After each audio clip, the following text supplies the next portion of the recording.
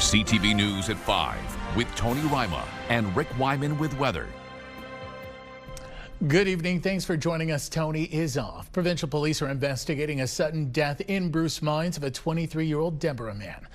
According to the OPP, officers were called to a restaurant over what police will only describe as a disturbance involving multiple individuals. The man was taken to Sault Area Hospital where he died on Friday. An autopsy has been scheduled in Sudbury. The investigation is now in the hands of the East Algoma Crime Unit. Time for your first check on weather. For more details, we go to CTV's Rick Wyman. Rick, the Easter Bunny has come and gone, and I am still seeing snow in the front yard here at CTV. Oh yes, we've got some flurry activity. A special weather statement as issued by Environment Canada. Who else but Environment Canada? For this afternoon and this evening, flurries at times heavy, as you can see as you take a look at our weather board right now, throughout some portions of Northeastern Ontario. Now we've got our systems map courtesy of Environment Canada, and of course reminding you, get your membership today at caa.ca, brought to you by CAA. Some flurries for today, this evening, at times heavy. We'll get through that, and some interesting details coming up just minutes away. Back to you. Thanks, Rick. Ontario's police watchdog, the Special Investigations Unit, has cleared Sudbury police in the fatal shooting of an axe-wielding suspect. It happened back on December 5th at the intersection of Clinton Avenue and Queen Street. According to the SIU, the 33-year-old was shot in self-defense when he swung an axe through a police cruiser's windshield. He died later in hospital. Officers had been responding at the time to reports of a man armed with a knife attempting to break into a home. North Bay police say it's seeing a significant spike in suspected drug overdose deaths in the city. In an alert the service issued over the weekend, it revealed early indications suggesting the unregulated drug supply may be contaminated. If you use drugs, they're urging users to not use alone, carry naloxone, start with a small dose, and to know your tolerance. While the exact cause has yet to be confirmed, they add this is an evolving situation and investigators are working closely with community partners. CUPE members are preparing for province-wide action after negotiations stalled at the Extendicare Central Table. The union represents over 30,000 long-term care and retirement home workers, including those in Sudbury, Timmins, and Kapuskasing. CTV's Lindsay Alick reports.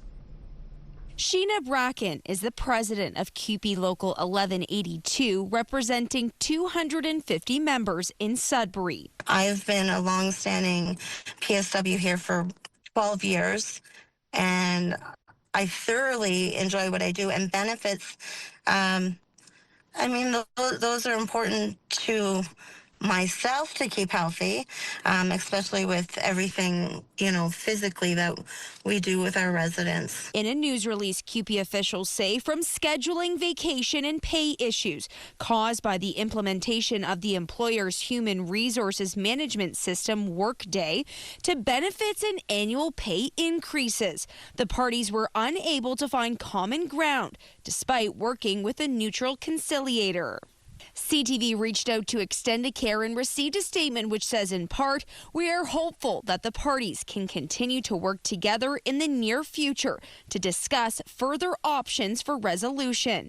Extendicare bargains with our union partners in good faith and enters discussions with the intent to reach mutually beneficial agreement. We've been setting a pattern for collective bargaining of the long-term care sector for all of Ontario. So it's not just this local at all. We're all working together. While long-term care workers in Ontario fall under the Hospital Labour Relations Dispute Arbitration Act, which denies them the right to strike, these workers are still able to employ other tactics and job actions to exercise their rights as workers. Officials say no job action will put residents or their care in any uncertainty. All of the locals will meet again April 28th and 29th to make a plan moving forward after discussing with members locally. Lindsay Alick, CTV News, Sudbury. A motion going before North Bay City Council tomorrow night is set to lobby the province and Ministry of Transportation for urgent action to improve safety on two key Northern Ontario highways, 11 and 17. CTV's Eric Tashner reports. There have been 10 fatalities on northern highways since the start of 2026. Just a month ago, a Kapuskasing resident died after 4 transport trucks and a passenger vehicle collided near Smooth Rock Falls. Just one of several serious collisions and highway closures each year. When you have accidents happening that are shutting down the highways for hours or days, you have people dying, something needs to be done. In April 2023, the Northern Ontario Transportation Task Force delivered a set of recommendations to the province aimed at improving safety, reliability, and economic connectivity across the North's transportation network.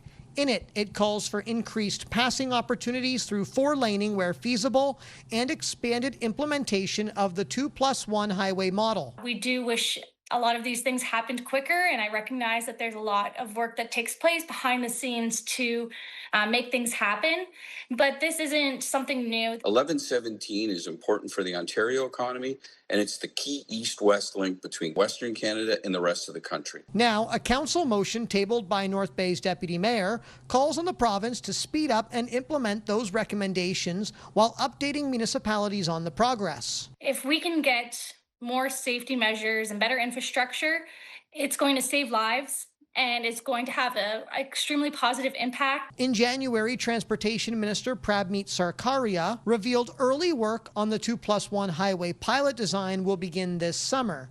Meanwhile, the Ontario Trucking Association is calling for 24/7 scales. And to make sure all carriers receive an annual or biannual audit. Right now, 80% of trucking companies in Ontario never see an MTO auditor. That needs to change. If passed, copies of the resolution will be sent to Premier Doug Ford, Sarkaria, other members of provincial parliament, and other lawmakers. Eric Tashner, CTV News, North Bay. The North Shore Health Network is advising the closure of the emergency department at Thessalons Hospital. The ED will be closed from tomorrow morning at 8 a.m. and will remain closed until 8 a.m. Thursday morning. The 2-day closure is a result of doctor shortages. Sioux Area Hospital and the Blind River and Richards Landing hospitals will all remain open. Time now for a quick break. Coming up on CTV News, Rick has your full weather forecast. For now, let's go to a live shot of Artemis. This shot courtesy of NASA. Earlier today, they flew by the moon, marking the closest approach.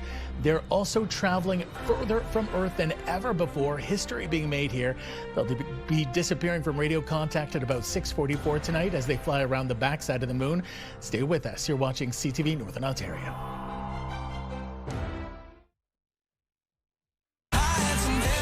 Country 91.7. Sudbury's home for the best country music. Listen for your chance to win $50,000 with Pure Country's big $50K payday. I don't know what you did over the weekend, but I attended the Big Dog Show in Coniston. What an eye-opener, my first time ever, and I saw more dogs than I could ever imagine. Beautiful creatures, and again, organizers, great job with the show. Now back to the weather.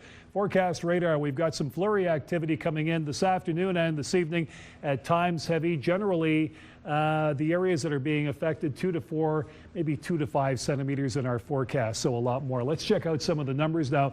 I said interesting numbers. There's a variation of numbers. Sudbury Nickel Belt, mainly cloudy tomorrow, -3. Wednesday, chance of flurries at 2. 8 degrees on Thursday with the showers. Then dropping back down to 2 on Friday with a chance of flurries. Then back up to 8 degrees on Saturday with the sunshine. 10 degrees by Sunday, Monday next week as well. Sault Ste. Marie, Algoma, chance of flurries tomorrow, -2. Then snow on Wednesday, periods of snow, 2 degrees. 7 on Thursday, sleet, showers or flurries. Friday, we've got the chance of flurries at 2. 9 degrees come Saturday with the sunshine. So you're up, you're down, you're all over the place. Timmins, Cochrane, Kapuskasing. Chance of flurries for tomorrow, -3. Chance of flurries on Wednesday at 40%, +1. 7 degrees. It's going to be a mild day, but you could have some showers or flurry activity kind of mixed in. Friday, we've got some sun and cloud and only +1, so you go from warm to cold, back up to warm. 6 degrees, some sun and cloud come Saturday. Now to Timiskaming Shores and Kirkland Lake, mainly cloudy for tomorrow, -3. 2 degrees on Wednesday, some cloud cover. Thursday, some sleet again with the 7 degrees. Friday, we've got the chance of flurries at 2 degrees. And again, the odd sunny break as well. Then more sunshine comes Saturday as it warms up once again. So you go from warm to cold, back to warm, sunshine, and 7 comes Saturday. How about North Bay and West Nipissing now? Chance of flurries at -3. Wednesday, we've got some sun and cloud, 5 degrees. Showers, 9 degrees. Wow, I like that 9-degree weather. Friday, we've got the chance of flurries on the cool down at 2. Back up to 8 degrees comes Saturday. Big question people are asking me, Ian Campbell, is are we done yet? Are we over this winter weather yet? It's going to start getting there. It's not quite what we expected at this stage of the month, but we're getting there at a slower pace. Back to you. Let's hope so. Thanks so much, Rick. A brief snag to a major fundraising campaign over the weekend. The town of Kapuskasing had to evacuate its sports palace, which sustained damage due to a heavy snow load on the south side of the building. On the south side of that structure, there's a curling club, and again, there's a space between the buildings, but linked with a hallway. So it doesn't share the roof, so to speak. So you know, between the buildings, there's space there enough to build up snow, and I guess the pressure of the snow between both buildings caused the wall between the retaining beams to come in. Blord says there is visible damage and all activities and events have been canceled until further notice. Staff is working with engineers to determine next steps. This by no means an isolated incident with the amount of snow. The local cultural center recently saw some roof damage, and an older bowling alley used as storage also saw a collapse. In the meantime, Agnico Eagle has stepped up with a $60,000 donation following the cancellation of the annual CAP Gives Back fundraiser. It's been just a few weeks since the official start of spring, and in the north, we've already entered everyone's least favorite season, pothole season. As CTV's Corey Nordstrom tells us, Sault drivers claim this is the worst they've seen in years. If there's ever a time of year where drivers need to be especially vigilant, it's now. The freeze-thaw cycle of spring means roads are taking a toll, and so are vehicles. Literally everywhere you go, especially Great Northern Road, like it's a main road, and I'm swerving all over the place trying to make like big potholes, miss big potholes. It's wild. I don't think you can drive even for 10 minutes without hitting 1, 2, 3, 4, and then that just breaks your mojo. According to the City of Sault Ste. Marie's risk manager, the past 5 years have seen over 500 pothole-related insurance claims, averaging $200 per claim. I was just driving at normal, regular speed, and all I hear is just bang, and then I step out of the car, boom, busted. I did the claim, and they gave me $73.45 back. I said, this is brutal. I hadn't changed 2 tires. They were worth $4.50 each. As people look to avoid those types of incidents, they can also pose a threat to those around them, says local driving instructors. You always have to be aware of your surroundings because people are kind of like trying to avoid them. So they'll be crossing over into your lane or they'll be very close. And I think the other thing too is people don't realize is that you have to really slow down. And speed is not really conducive to, to potholes, unfortunately. Over the last 5 years in Sault Ste. Marie, 2025 saw the most pothole claims with 199. The most frequent areas for those claims are also where the city tends to focus their repair efforts. We have 1,225 lane kilometers of road throughout the city. So there is a focus on prioritizing the pothole filling where there's going to be more traffic and the higher likelihood of issues on those roads. Drivers I spoke with are blaming the record snowfall amounts seen this past winter for what they say is an especially bad pothole season. City officials are reminding the public that the municipality's website has information on where to report potholes to Public Works. Corey Nordstrom, CTV News, Sault Ste. Marie. Coming up on CTV News at 5, we're looking at another busy week of hockey action across the north. Plus, Meals on Wheels and the SPCA are teaming up for a special initiative to help seniors and their furry friends.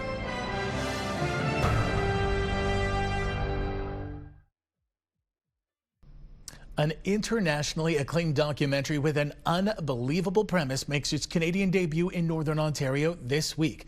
Dad Genes tells the shocking story of a man who discovered he has more than 60 biological kids. CTV's Amanda Hicks reports. It's all your sperm. I really just did it for the money. Now I have 67 children. It sounds like a work of fiction. One man, a DNA test, and a family tree that keeps growing. But that's the true story of Aaron Long in the new documentary Dad Genes, directed by Craig Downing. Aaron was meeting some of his donor children. You know, they were flying out to Seattle all the way from the East Coast. And we're like, wow, what an interesting story. So that's why I was drawn. It was just a unique, unprecedented story. The film has already earned global recognition, premiering in Greece and winning Best Documentary Feature in the U.S. It follows Long as he meets some of his biological offspring, but the story takes an emotional turn when he finds an unexpected connection, falling in love with the mother of two of those children. And so that definition of family so changed and it's still changing. So people are like, you know what? Here's another dynamic, another variable to what is family and how do you define that and how does it work when there's new members to your family you didn't know about. Now, the film is coming to Sudbury. It's set for its Canadian premiere at the Indie Cinema as part of the Junction North International Film Festival. Now in its 10th year, its director says the heart of storytelling is at the festival's core. The attendees, even just broader members of the Indie, tell us all the time they love these documentaries. They love watching these stories, seeing stories from people across the world that they've never heard of, and feeling so connected to them. Junction North runs this Thursday through this Sunday here at the Indie Cinema, featuring 31 films. But if you want to catch that premiere of Dad Genes, it hits the screen Friday afternoon at 2:30. Amanda Hicks, CTV News, Sudbury. Meals on Wheels and the Ontario SPCA are partnering to help seniors care for their pets at home.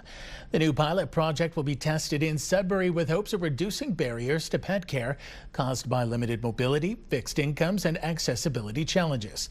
The existing Meals on Wheels routes will now bring pet supplies donated by the Ontario SPCA along for their regular visits. It's been a busy few days in playoff hockey. Let's start with the Sudbury Wolves, where the season has come to an end after getting swept by Brantford Thursday night. The team's head coach proud of how the boys fared. These guys, no quit attitude. Leadership was outstanding throughout the room. It shows that they really care about each other, and their attention to detail has been outstanding. You know what? Sometimes you lose. A lot of good character in that room, and you can tell. I mean, a lot of tears. Guys care, and you can tell they care. And you know, it's a really good sign and things moving forward with all the guys coming back. But no, you hate to lose, and you hate to lose like that in front of the home fans. But yeah, it's just hard. And the North Bay Battalion eliminated the Peterborough Petes 4-2. Well, the Sault Greyhounds beat the London Knights in 5 games to advance to the Western Conference semifinals. North Bay will go on to face the Brantford Bulldogs in the Eastern Conference semifinal Wednesday night. The Greyhounds head to Kitchener to play the Rangers Friday. In the NOJHL playoffs, the Sudbury Cubs lead the Sault Michigan Eagles 2-0, while the Timmins Rock 1-2 in Hearst for the lead in that series over the Lumberjacks. All 4 teams are on the ice tonight. The Cubs are in Michigan, while the Rock will play host to the Lumberjacks at the MAC. Puck drop for both games is 7 o'clock. And in local basketball, the Sudbury's 5 lead their best-of-5 playoff series against Montreal 2-0. Game 3 will be played in Montreal Wednesday night. When we return, we'll take a look at our community close up. You're watching First at 5.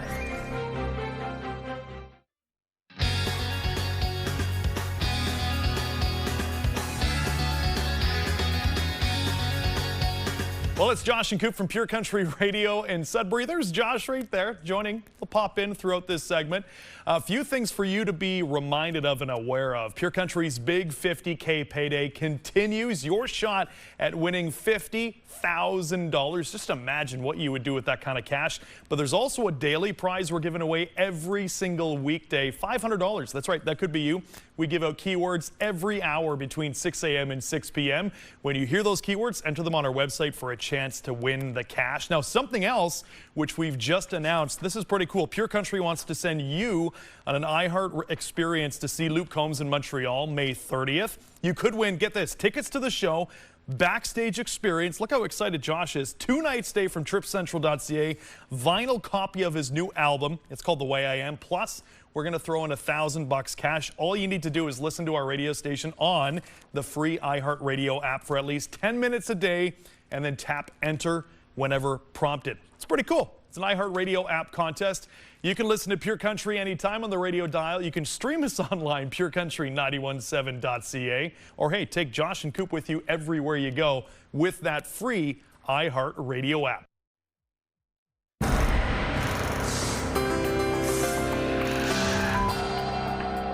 Time now for a look at our community close-up, and for that we begin in the Sudbury area.